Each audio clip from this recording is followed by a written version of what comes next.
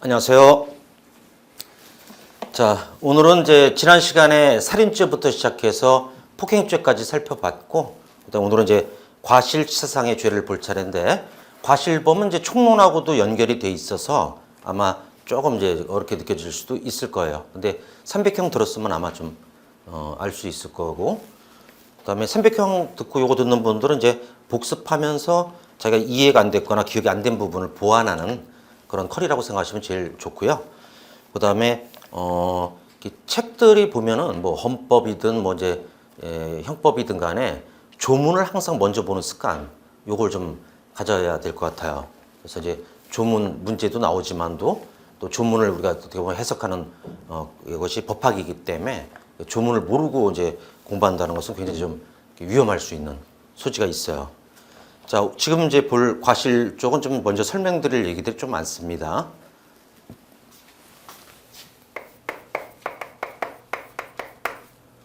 과실범이라는 것은 이제 우리가 고의범 처벌이 원칙인데, 이제 과실범은 형법에 이제 9개 정도가 들어 있어요. 물론 특별법에는 좀 더 있는데, 우리가 지금 공부하는 게 형법이니까 형법에는 9개. 요거는 이제 이미 외웠을 거로 보여지는데, 외우지 않은 사람 같은 경우는 오늘도 같이 외워보기로 하고, 조문은 이렇게 돼 있어요.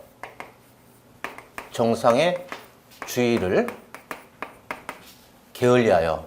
예전에 이제 태만했다라고 했는데, 조문 표현이 이제 약간 한글로 바뀌었어요. 정상의 주의를 게을리해서. 그다음에 구속요건적 사실, 이제 요거 엄밀히 말하면 이제 객관적 구속요건 요소인데, 객관적 구속요건 요소, 요거를 인식하지 못한 행위는 법률에 특별한 규정이 없는 한 벌하지 아니한다라고 조문이 써 있습니다. 그리고 300형하고 천재를 연달아 들은 분들은 앞에 이제 제가 이걸 300형에서도 사실 설명했는데 왜 또 하실까라고 이제 의문 들 것 같아서 말씀드리면은 이게 천재만 듣는 분들이 있어요. 그래서 제가 이제 설명하는 거니까 시간 아깝다라고 드시는 분들은, 또 저 내용은 이제 이미 숙지되어 있다 이런 분들은 인강 들을 때 거기를 스킵해서 바로 문제로 들어가셔도 되겠죠.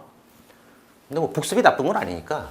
그래서 정상이란 말도 의미가 있는데, 우리가 이제 개인마다 주의 능력, 주의력 이런 것은 개인차가 분명히 있어요, 그죠? 그래서 어렸을 때 보면 이제 같은 반 안에서도 좀 주의력이 산만한 그런 학생도 있고, 그다음에 또 이제 반대로 너무 세심해가지고 디테일하고 아주 그냥 좀 뭐랄까 깐깐한 이런 사람들은 주의력이 좀 높을 수도 있지만, 그거를 측정하기가 어렵단 말이에요. 그래서 이제 이거는 어떻게 하냐면 보통 사람을 기준으로 하는 거예요, 이게. 보통 사람. 또는 이제 같은 말로 우리 판례가 평균이라고 얘기할 때도 있습니다. 그래서 이것의 주의 능력을 기준으로 하는 것이고, 요게 이제 학설 이름으로는 객관설이라고 불러요. 그래서 그래서 행위자 개인의 주의 능력을 표준으로 한다는 지문이 나온다면 그건 틀린 거예요. 보통 사람 평균인 보통 사람 기준으로 하고, 그다음에 그래서 주의력이 산만하다고 해서 자기가 뭐 주의 능력이 없다 이렇게 주장을 못 합니다. 보통 사람 기준이고. 근데 단 주의할 거는 행위자의 특별한 경험과 지식은 고려한다라는 판례가 있어요. 이것이 이제 예전에 사법시험에서 나왔던 부분인데, 학설은 원래 객관설이라서 보통 사람 기준이지만도 행위자의 특별한 경험과 지식은 고려한다는 것은 어떤 거였냐면, 유명한 판례가 커브길이 이렇게 있는데요. 매일 출근하는 A라는 승용차로 출근하는 사람이 있었습니다. 근데 이제 최근에 보니까 얼마 전부터 여기 이제 아이들이 형제가 이사 왔는지 공 갖고 노는 걸 봤다라는 그런 사례예요. 자, 그러면 이제 아이들이 공 갖고 논다라고 하면은 좀 위험할 수도 있죠. 아이들은 아직 좀 판별력이나 이런 게 좀 판단력이 떨어질 수 있으니까 갑자기 튀어나올 수도 있으므로 좀 서행했으면 좋았을 텐데, 경험해서 알고 있다는 얘기죠, 이런 상황을. 그랬을 때는, 사고 냈을 때는 이제 과실이 인정되기가 더 쉽다라는 거예요. 그래서 이거는 이제 사법시험에서 어떻게 나왔냐면, 우리가 이제 보통 사람 주의 능력을 표준으로 하는 객관설이기 때문에 행위자의 특별한 경험과 지식은 고려하지 않는다. OX, X 이렇게 나온 적이 있었습니다. 그리고 이 표현은 어디서 또 많이 나오냐면 과실 중에서도 이제 업무상 과실이란 말이 있거든요. 업무상 과실에서 업무라는 것은 딱 한마디로 말하면 위험한 일이에요. 가장 쉽게 얘기하면 위험한 일. 대표적으로 운전. 타인의 생명신체 위험성을 주기 충분하죠. 또 이제 의료 과실 이런 거. 의사가 이제 수술하다 실수했다. 그래서 의료 과실도 제일 우리 시험에 많이 나오는 판례는 누군지 아시죠? 그 피해자께서 제가 굉장히 좋아했던 분이에요. 고 신해철 님이라고.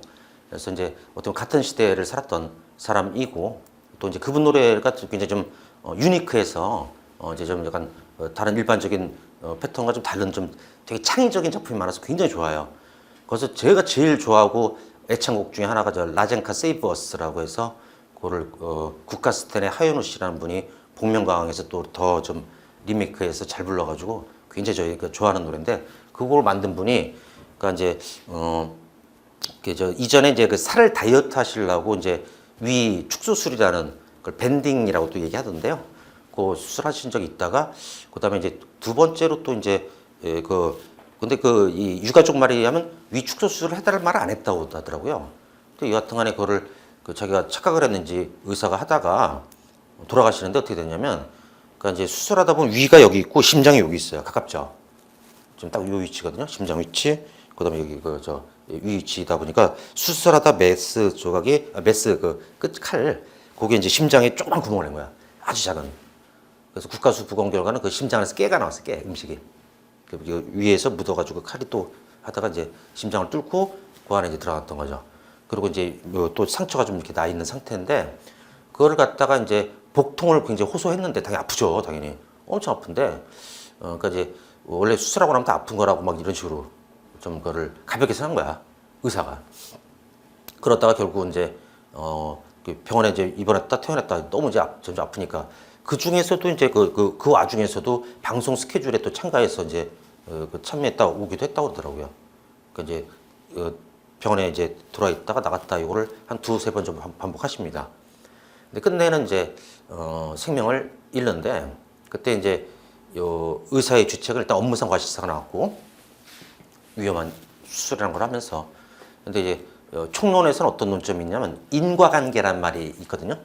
그래서 그 행위랑 결과가 연결되는지 그걸 따지는 부분에서 중간에 의사 지시를 좀 안 따르거나 퇴원했다라고 해서 인과관계가 없어지는 거 아니다. 단절되지 않는다 그러면서 그대로 유죄를 인정했었던 거예요.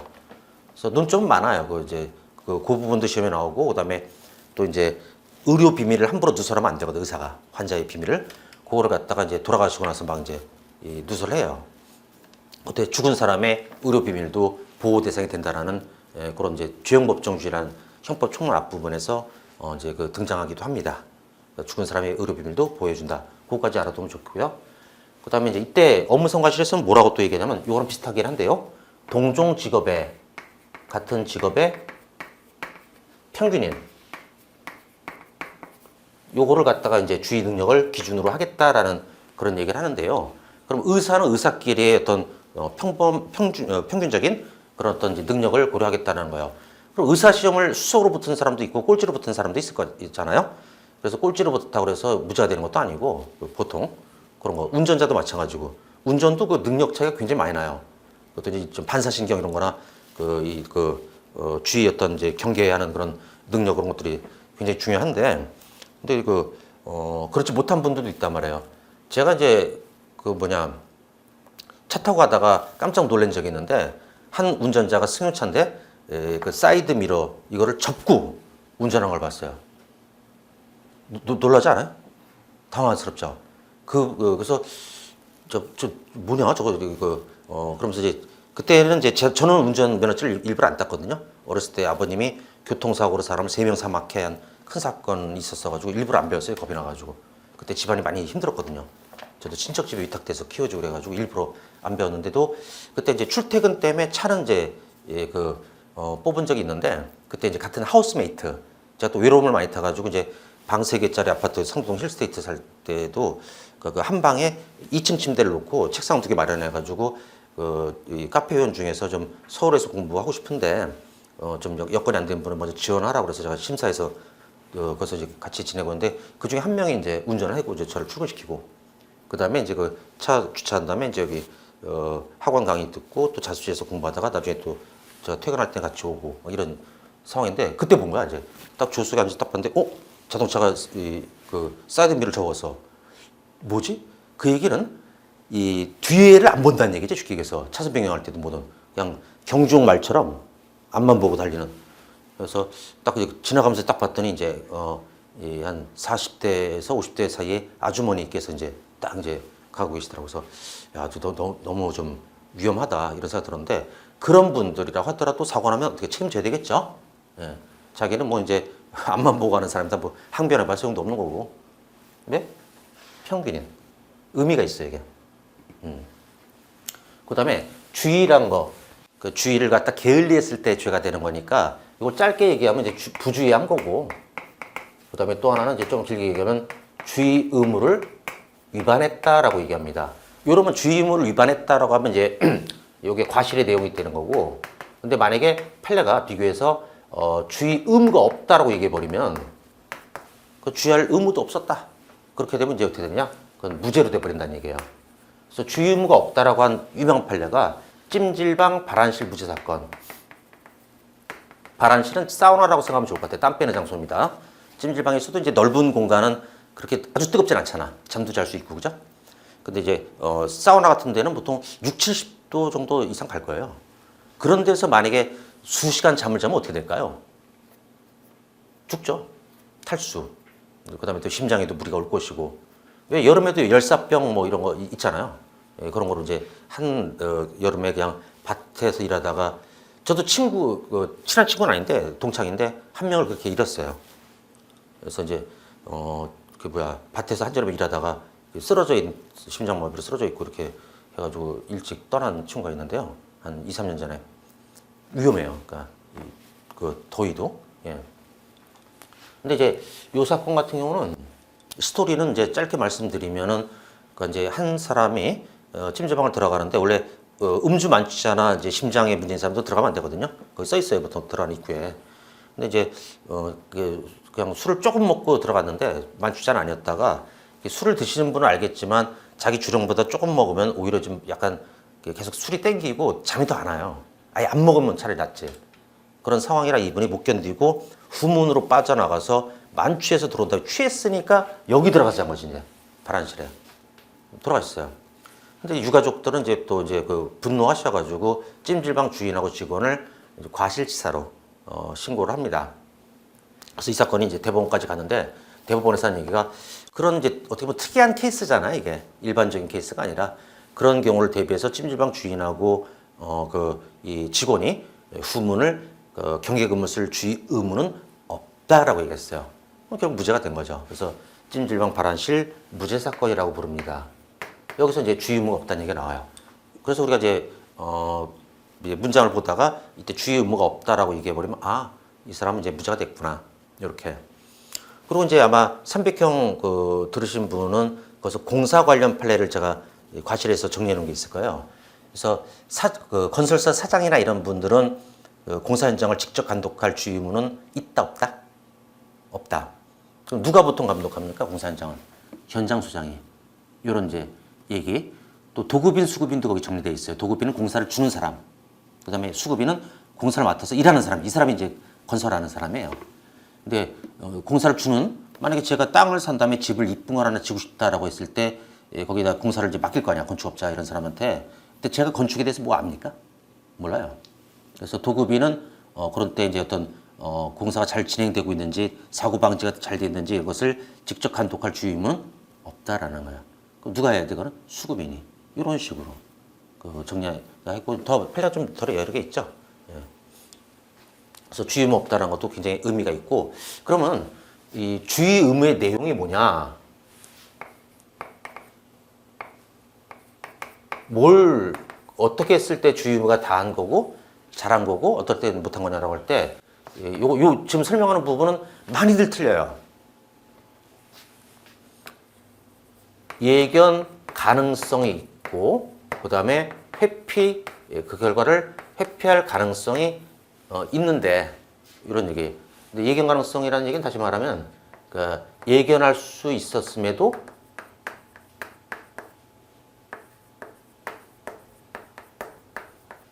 예견 못한 거야 사실은. 그 가능성은 있는데 그걸 못한 거야. 만약에 요거랑 비교해서 다 예견하고 있다라고 하잖아요. 그 결과를 예견하고 이렇게 나오면 이거는 고의란 얘기입니다. 다 예상하고 있다는 얘기는. 그래서 예견할 수 있었어. 예견 가능성을 좀 풀었으면 예견할 수 있는 가능성은 있었음에도 예견 못한 거예요, 결국은. 근데 다시 말해서 예견할 수 있는 가능성도 없다면 전혀 이건 예상할 수 없는 일이야. 예, 그럴 때는 이제 어떻게 무죄로 될 수 있어요. 전혀 예상할 수 없는 일일 때는. 그다음에 회피 가능성은 마찬가지 구조겠죠. 회피할 수 있었음에도 그 결과를 피할 수 있었음에도 그럼에도 피하지 못한. 근데 회피 가능성도 없다면은 인간이 이제 피할 수 있는 가능성이 없다라면 그때는 무죄가 또 되는 거죠. 그래서 요거로 가장 유명한 사건은 뭐냐면 여기 버스를 위에서 내려다본 거라고 생각하시고 앞바퀴 뒷바퀴가 있겠죠. 근데 이제 한겨울에 그 빙판길인데요. 요게 이제 또 여기가 시외 외곽 지역이라 버스가 자주 없는 상황이라 이제 참사가 발생합니다. 버스가 이제 딱 정차 있는 걸 보고 두 사람이 이걸 놓치지 않으라고 막 두 사람이 뛰다가 부딪혔어요. 그래서 한 사람이 이제 미끄러지면서 이거 이쪽으로 몸이 돌아왔던 거야. 근데 차는 이미 이제 그 악셀 밟거나 이렇게 해서 출발하는 상황이었거든. 그때 딱 들어와 버리니 피할 수가 없죠. 이건 뭐 이제 옛날 아주 오래전에 모바일 게임 중에서 차차차라고 있었는데 그것도 예전에 좀 많이 즐겨 하다가 요새는 안 하고 있습니다만 워낙 현질 유도가 많아가지고 짜증나서 이제 안 하는데요. 그 게임에서 차가 뭐 공중으로도 붕 뛰거든. 차! 그러면서 뛰어가지고 자기를 피하고 그러는데 현실적이지 않고 피할 수가 없단 말이야. 이때는 무죄예요. 네. 또 미리 잠깐 얘기해주면 이 버스 기사 이번에 다른 사건 버스 기사 입장에서 이제 쭉 전방에 보니까 전방 40m 부근에 인도 쪽으로 어린아이가 공을 들고 가고 있더라. 애기가. 그때는 이제 애들이 이제 공을 흘리면 어떻게 되겠어? 이제 아무 생각 없이 주저나온다고. 그런 것은 이제 예견 가능성이 있죠. 그런 상황을 예상해 볼 수 있는 거야. 물론 자기가 일부러 친 건 아니더라도 그게 과실이지. 일부러 쳤으면 보이고. 근데 이제 그걸 그냥 그때는 좀 속도 감속하고 좀 차선 변경을 하거나 좀 그렇게 했어야 되는데 그냥 급하니까 가다가 그런 상황에서 치여서 사망케 합니다. 피할 수 있는 결과죠. 그런 어떻게 했으면 됐어? 예상할 수도 있었고 그다음에 좀 서행하거나 차선 변경해서 이렇게 천천히 갔었으면 피할 수 있는 참사라고. 그럴 때는 이제 과실이 되는 거고. 예. 그래서 그거 조심해요. 예견하고 이거는 고의라는 거. 그거랑 많이 좀 헷갈려 하더라고. 그래서 그거 좀 조심하고. 그 다음에 이제 물론 이제 300형에서는 좀 자극적인 사례 들었던 거 기억나지? 폭경 수술하다가 왜 성기를 절단당한 그런 이제 사례. 지진 때문에 만약에 수술하다가 잘렸다. 그때 뭐 지진을 의사가 예상할 수 있거나 피할 수 있는 게 아니기 때문에 무죄될 수 있다 그랬어요. 그죠? 그런 식으로 제가 일부러 가끔 이제 되게 좀 여기가 좀 이제 내공이 좀 있는 분들이 보통 듣는 이거 심화 과정이기 때문에 기본 강의에서는 일부러 그런 게 많이 해요. 그래야 좀 빨리 이게 좀 머리에 팍 꽂히니까.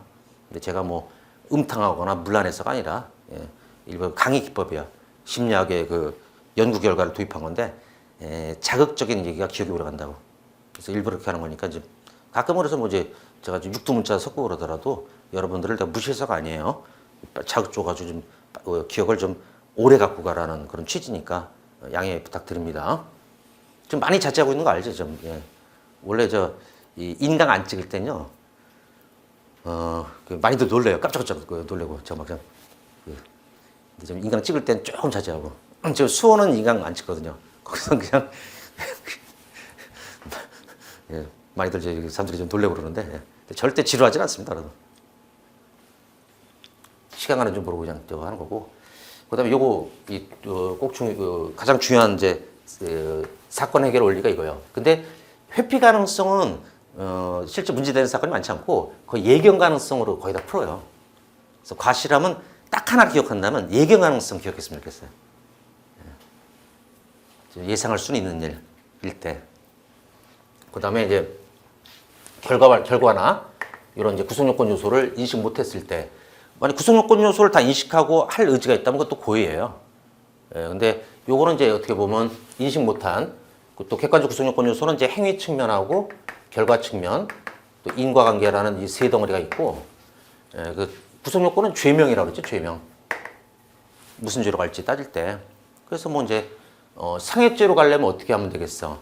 상해죄가 만약에 주관적 구성 요건 요소로서 이게 객관 구성 요건은 또 이제 주관적 요소도 있는데 만약 고의가 되려면 제가 어떻게 얘기했냐면 객관적 구성 요건 요소를 인식하고 그런 걸 알면서도 할 의지가 있을 때 고의다. 예, 그 의지는 이제 꼭 하고 싶다라는 확정적 고의와 뭐 되면 좋고 안 되면 말고라는 식의 미필적 고의도 다 고의를 인정한다라고 얘기했고, 그러면 이제 상해 같은 경우는 행위 쪽은 요소가 많죠. 행위의 주체, 범인이죠. 객체, 피해 대상, 그다음에 행위하는 모습, 그걸 태양, 수단 상황. 그러면 이제 상해죄로 얘기하면 내가 칼로 예를 들어서 이 린이를 내가 상해한다 그럴 때 칼로 뭐 이제 심장 같은 데 찌르면 죽는 거니까 살인고이고, 그러니까 허벅지나 종아리 정도를 한 방 이제 찌르겠다. 그래서 내가 피해 대상인 린이에 대해서 그다음에 이제 칼이라는 수단으로 그다음에 태양, 허벅지를 찌르는 모습으로 건강을 해치고 상해 결과 건강을 해치고 그다음에 그건 나 때문에 발생되는 결과다 이걸 알고도 하는 거.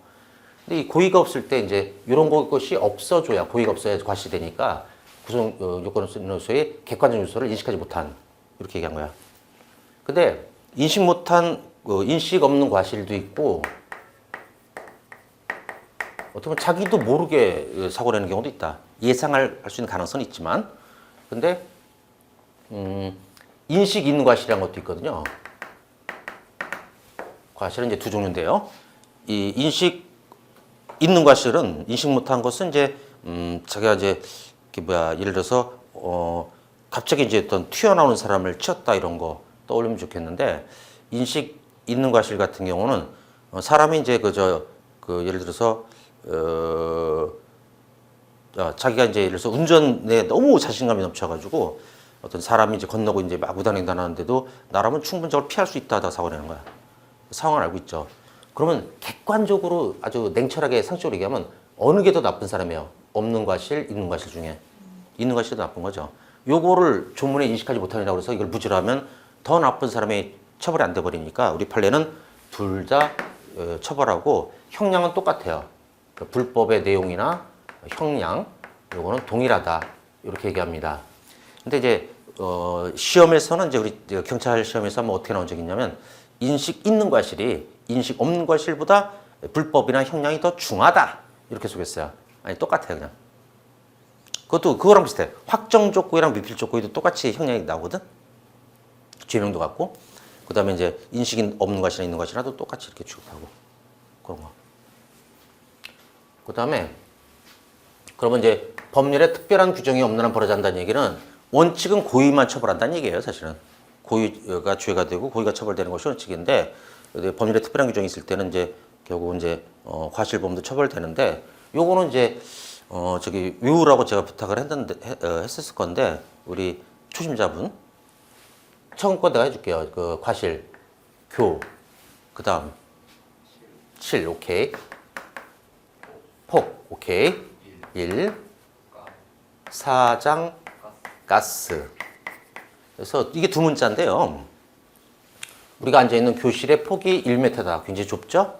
거기서 사장님이 가스, 이걸 방구라고 연상해서 뿡 꼈다. 그거는 실수야. 이렇게 하면 돼요. 이제 교는 뭐냐면, 교통방해죄. 그 실수로 교통방해하더라도 이제 죄가 된다는 거고, 그 다음에 실화죄는 이제 방화죄라는 게 고의범이고, 실수로 불내는 경우도 있잖아요. 그게 이제 실화죄. 과실방화의 줄임말이에요. 그 다음에 폭발성 물건 파열죄라고 해서 또 이거랑 비교할 건 폭발물이라고 있어요. 폭발물은 우리 군대에서 다루는 폭탄입니다. 폭탄. 근데 이 폭발성 물건은 폭탄은 아닌데 터질 수 있는 것으로서 우리 판례 중에 나타나는 게 보면 가스통, 부탄 가스통 뭐 이런 거 있죠. 그런 것들이 폭발성 물건이에요. 폭탄인데 터질 수 있는 거. 그건 실수 터뜨리다도 죄가 됩니다. 근데 폭발물은 과실범이 없어요. 고의범만 있어요. 폭탄. 그 다음에 일수죄는 이제 불과 딱 반대되는 개념으로서 물로서 건물이나 이런 것을 잠기게 하는 죄인데 이게 좀 아직까지 나타난 적이 한 번도 없다. 왜냐면 물리적으로 좀 거의 불가능해요. 이 뭐 8, 9층 건물을 갖다가 물에 잠기게 한다. 그건 뭐 어렵죠. 암만 양동이로 물을 퍼붓든 어서 호스로 물을 뿌리든 그게 퍼져버리지 잠기지 않으니까. 그래서 아직 사건 하나도 없어요. 예. 또 일수죄는 방화죄는 물건 방화라도 있지만 일수죄는 물건 일수는 또 없어요. 예. 왜냐하면 이제 방화나 일수나 이런 것은 이제 공공의 위험을 발생시키는 범죄라고 우리가 뒤에서 또 배우는데요. 근데 이제 물건의 방화에서 이제 주변을 위험에 빠뜨릴 수는 있으나 만약에 어떤 누구의 휴대폰이나 이런 책 같은 거를 한강에 빠뜨렸다고 해서 공공 위험 발생이 될 일이 없죠. 그래서 이제 물건 일수는 없다라는 것도 조문 문제로 나오면 졸라 어려운 건데 경감부에서 나온 적이 있습니다. 네. 그것도 하나 좀 알아두고 그다음에 사상은 이거 두 개 죄야. 과실치사, 과실치상. 그걸 외우기 좋게 그냥 하나로 묶은 거야. 그리고 또 우리 좀 교재 보더라도 제목이 뭐라고 돼 있어 지금 과실치사상부터 같이 다루거든. 그래서 장은 뭐냐면 작물죄라고. 그래서 누가 재산죄 범죄로 어떤 이제 취득하거나 연득한 재물을 절도하거나 뭐 예를 들어서 강도하거나 뭐 이런 이제 재물 그런 것들을 갖다가 알면서 지갑도 취득하거나 운반해 주거나 보관해 주거나 딴 데 새 사람을 소개해 주거나 이런 것들을 처벌하는 거거든. 그것도 과실범도 처벌돼요.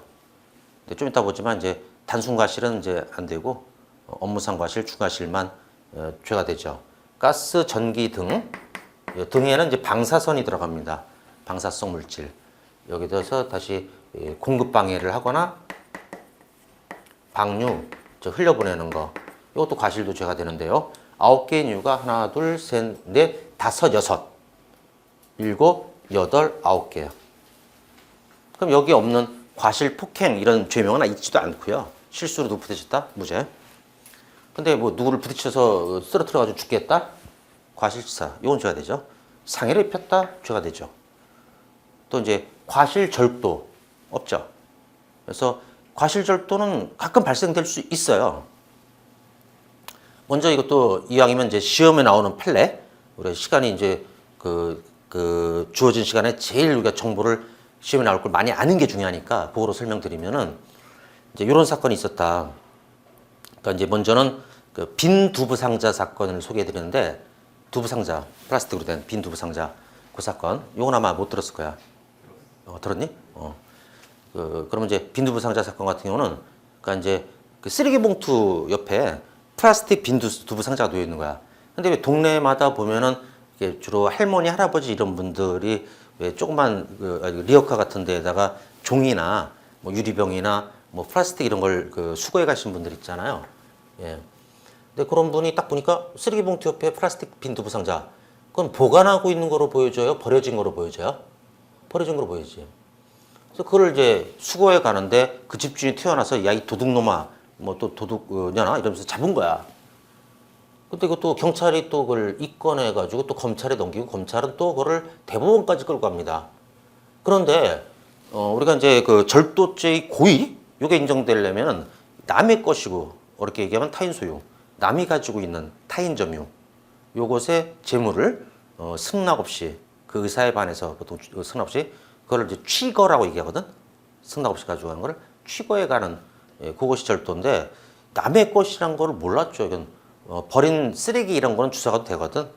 그거를 민법 용어로 하면 무주물이라고 불러요. 무주물은 주인이 없는 물건.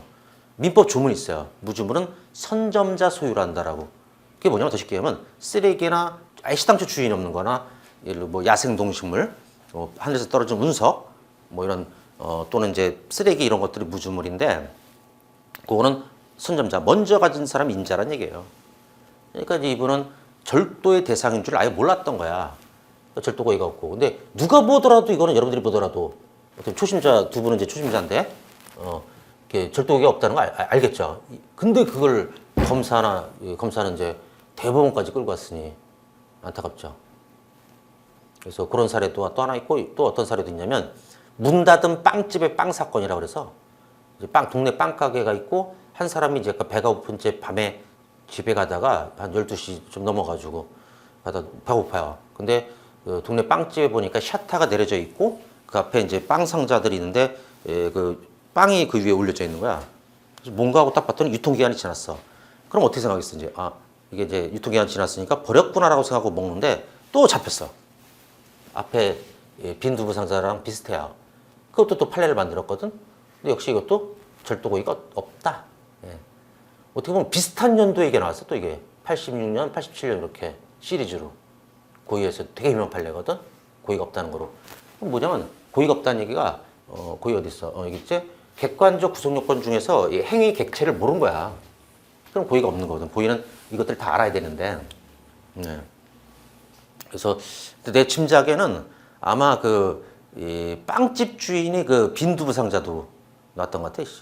함정 수사하는 것도 아니고 이제 인성이 좀 이상한 사람이 자꾸 판례 만든 것 같다는 생각이 드는데, 참 빈두부 상자는 왜 그렇게 놓여 있었냐면 이 사람이 두부 다이어트 하는 사람이었어. 그러니까 이제 두부를 한 상자 배달해서 받아서 먹고 놔두면 또 다시 또 배달 하는 사람이 오고 그랬던 거고. 특이하지, 그러니까.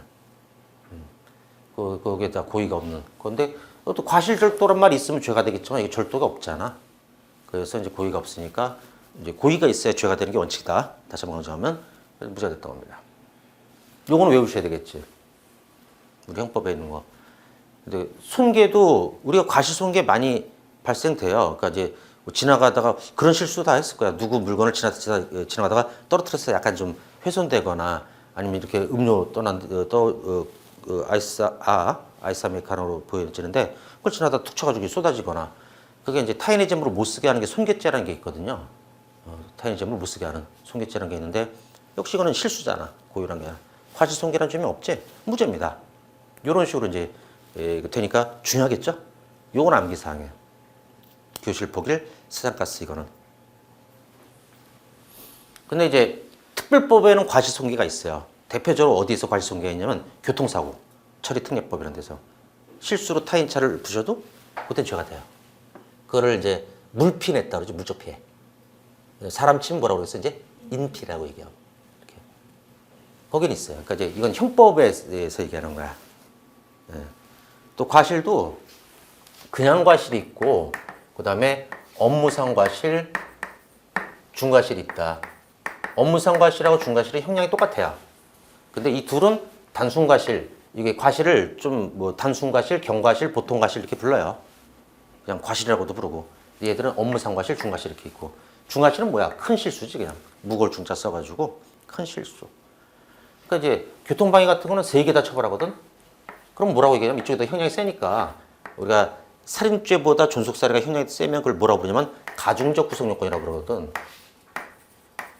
얘는 이제 기본적 구성요건이고, 실화죄도 마찬가지고 이렇게 다 3개 다 처벌하거든요. 일수죄는 조심해라. 일수죄는 단순 과실은 있는데 이 업무상 과실, 중과실은 없어요. 저는 이걸 어떻게 수험생 때 연상했냐면, 업무란 말은 또 이제 반복되는 일, 약간 직업적인 개념이 조금 들어있어요. 근데 위험성이, 여기서는 이제 위험성이 있는 거. 근데 물론 물을 넘기는 게 업무인 사람은 없다 이렇게 연상했어요, 저는.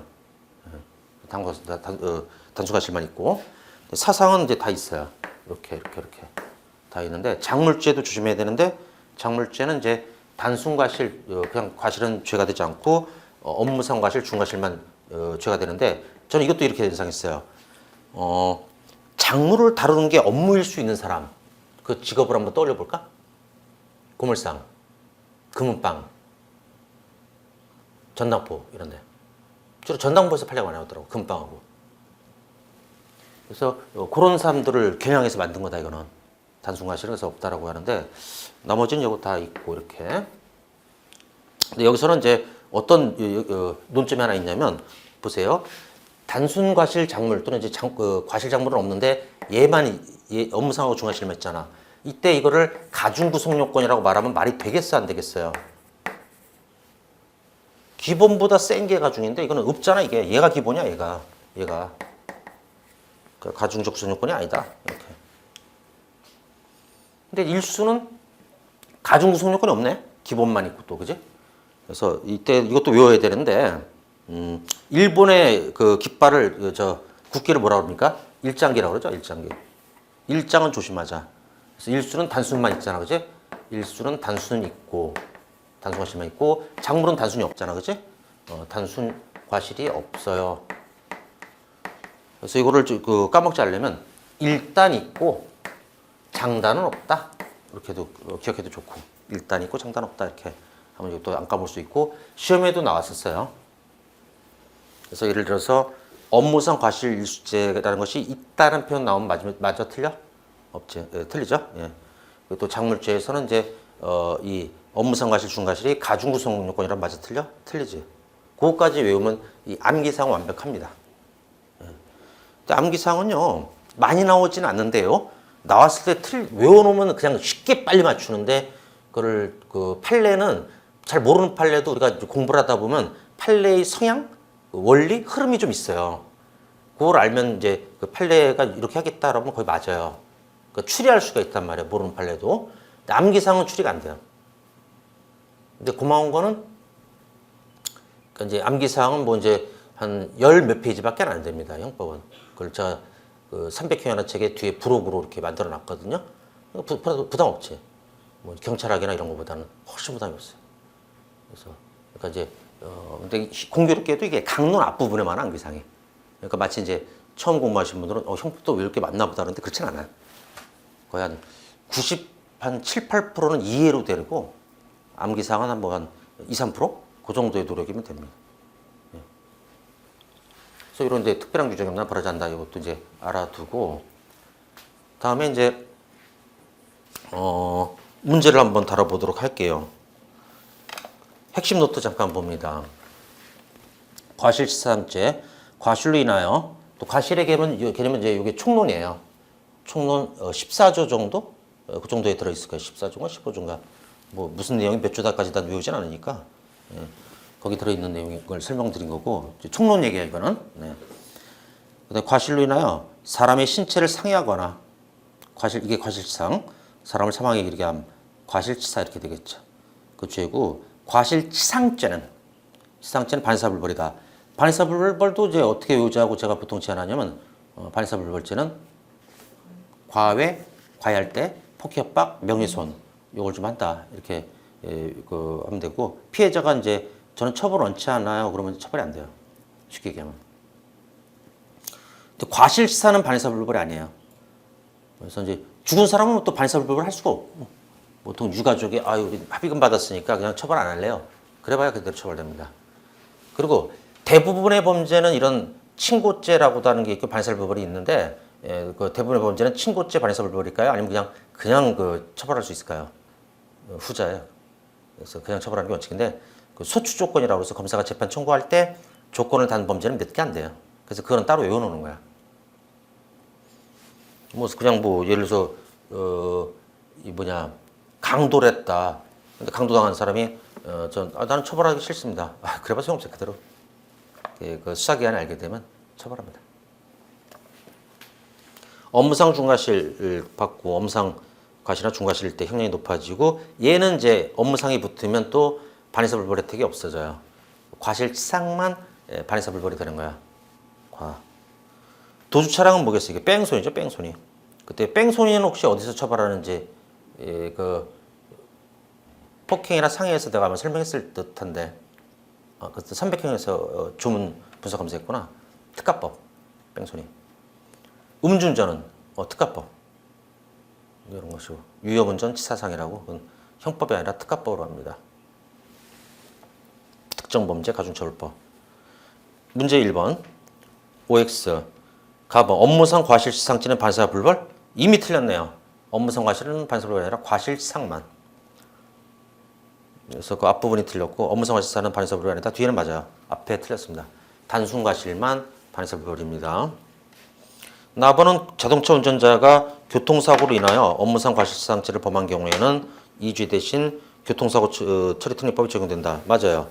그래서 형법에서는 업무상 과실이라고 부르지만 실제 실무에서는 교통사고 처리특례법이라는 특별법이 있어서 만약에 이게 형법은 일반법이라고 그래요. 일반법은 쉽게 얘기해서 전 국민을 다 규율하고 어떤 이제 범위가 넓어요. 그러니까.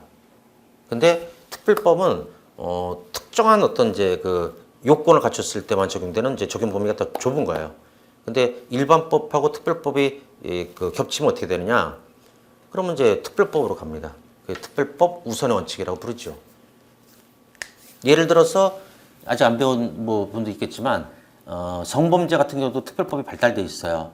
그래서 만약에 사람을 강간했을 때는 이제 형법이 적용되는데 그 피해자가 예를 들어서 장애인이거나 친족이거나 또 성범죄 친족끼리 하는 경우도 있죠. 뭐 아빠가 딸 뭐 강간했다 이런 뭐 좀 아주 역겨운 그런 사건도 뉴스에서 본 적 있을 거예요, 그죠? 또는 이제 13세 미만이 피해자다 그러면 어디로 가냐면 성폭법으로 가요. 성폭력범죄의 처벌 및 피해자 보호에 관한 법률, 줄여서 성폭법으로 합니다. 근데 피해자가 13세 넘고 16세 미만일 때는 어디로 가느냐? 아청법, 아동 청소년 성보호에 관한 법률, 이런 식으로 돼 있어요. 그래서 그럴 때는 이제 형법으로 적용하는 게 아니라 특별법을 적용하고, 특별법은 보통 형량이 더 세요.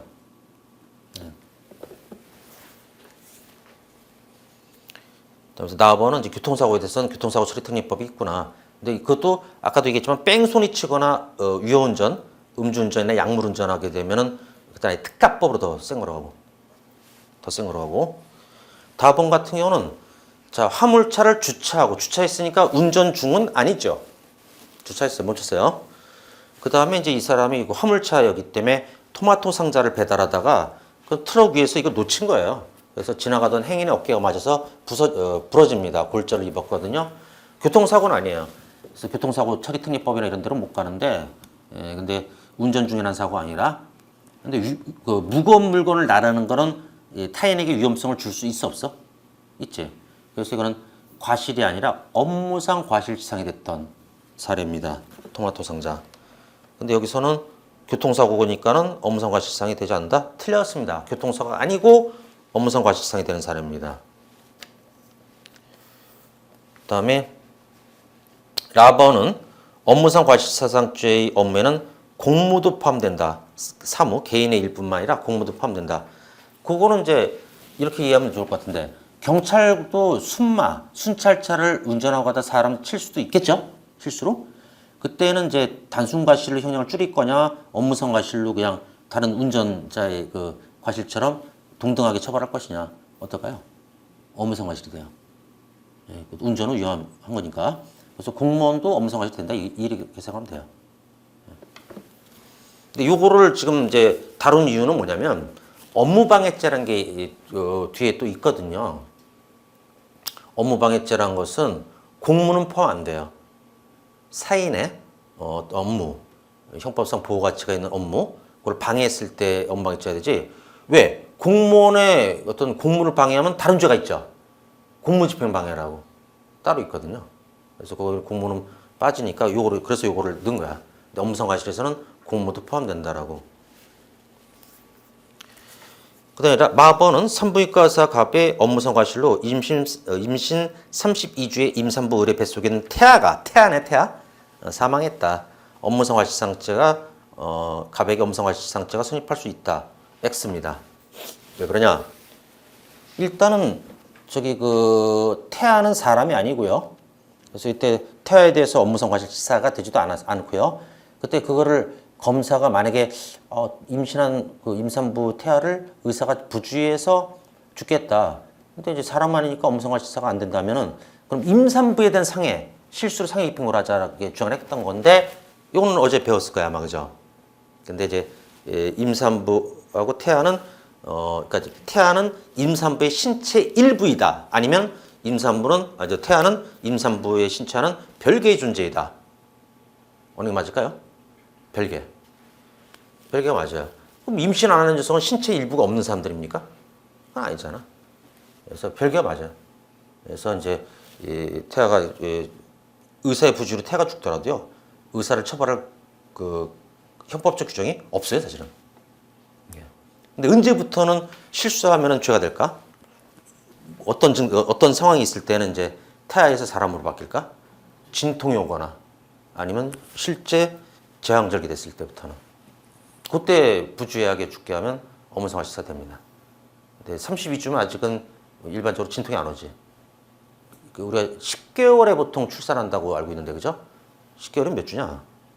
대략 한 40주 정도? 38주에? 그러면 10개월이 딱 맞는 건 아니구나.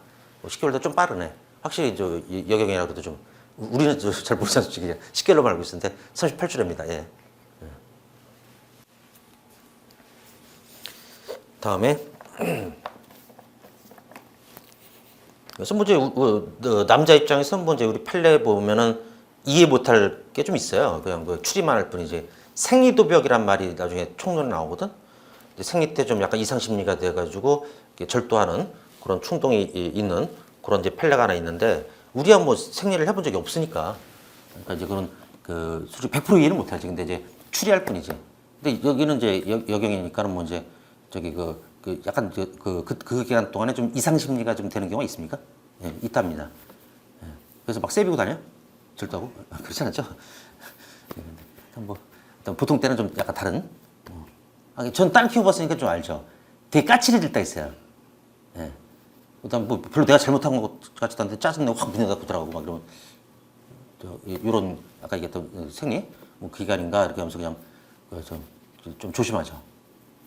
그리고 이게 아들을 키웠으면 내가 좀 더 편했을 거예요. 아마 아들이면 이제 내가 어떻게 보면 저도 운동선수 출신이고 또 군대도 해병대 갔다 오고 좀 남자다운 그 삶을 살았단 편인데 지금 외모에서는 뭐 느껴지지 않지만 근데 이제 세월이 또 많이 지나가지고 이제 지금은 새님 같고 뭐 선비 같고 이렇겠지만 이제 그렇잖아. 옛날 사진 보면 놀랄 거야. 이따 보여줄게. 근데 여튼간에 이제 아들 같으면 이제 뭐 좀 이제 꾸지람도 막 쉽게 하고 야 인서가 네가 지금 무슨 생각인지 나도 알아. 나도 다 겪어봤고 막 이게 근데 딸이라 이게 말을 함부로 못해요. 그래서 말할 때도 먼저 시뮬레이션 해요. 이 말을 했을 때 이 반응이 어떨까 몇 번 이제 딱 그 생각해보고 말하고 이런 식으로 어려워요. 그래서 걔가 상전이에요. 위계 질서가 좀 이렇게 좀 뒤집혀 있는 느낌. 예. 그래서 뭐 이제 그 어떤 날은 이제 얘가 사춘기인지 모르고 어렸을 때 그냥 스스럼 없이 문 열었으니까 한 문 열었다 되게 혼나고 노크하고 들어오라고 그래서 알았다 다시 닫고 들어가도 좋습니까? 뭐 좀. 아 불편해요. 예.